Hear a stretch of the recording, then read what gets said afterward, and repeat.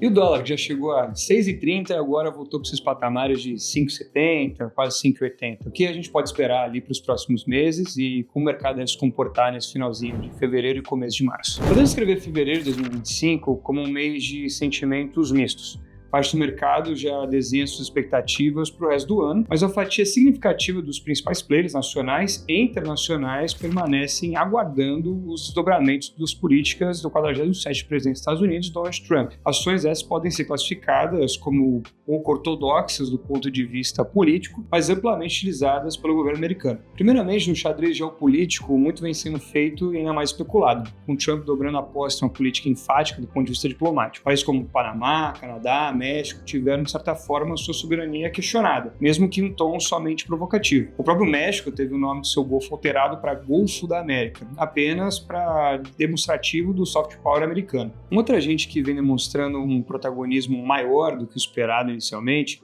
é o próprio Elon Musk, que além de suas empresas, como Tesla e SpaceX, está encabeçando todo um departamento dentro do governo Trump com o objetivo de buscar eficiência, realizando cortes no funcionalismo público americano e cortes a repasses nacionais e internacionais. Na questão migratória, já se inicia um fortalecimento de deportação de ilegais dos Estados Unidos. O governo americano já enviou aviões com imigrantes a alguns países da América Latina, como a Colômbia e o Brasil. A própria Colômbia, que havia inicialmente se recusado a receber os imigrantes, recuou ao ser ameaçada de retaliação via tarifas pelos americanos. É saber se as vagas de trabalho, muitas vezes informal ou antes preenchidas pelos imigrantes, serão ocupadas por americanos. Ainda na agenda política, as consequências mais reais e imediatas na economia podem já ser sentidas pelas tarifas que o governo americano vem impondo a diversos países e produtos. A chamada Tax War marcou o primeiro mandato de Trump, principalmente com a China. No segundo mandato, além da própria China, outros países entraram na mira do republicano.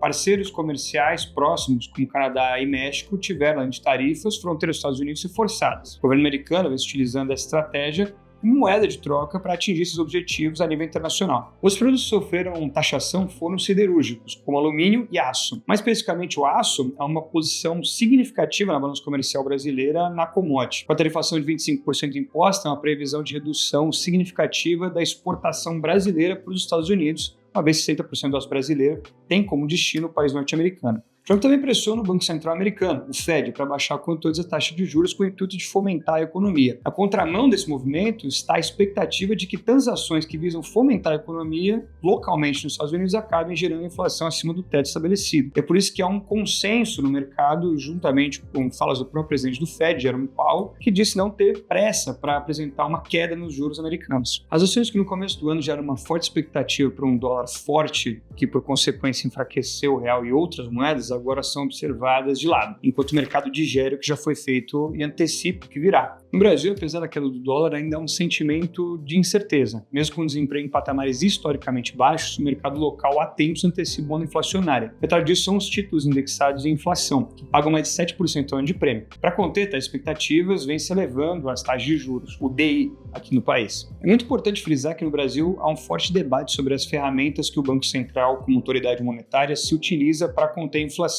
e cumprir o seu mandato. O mercado, por inúmeras vezes, reiterou que a falta de um ambiente propício ao desenvolvimento econômico, com o tempo, contamina negativamente a economia.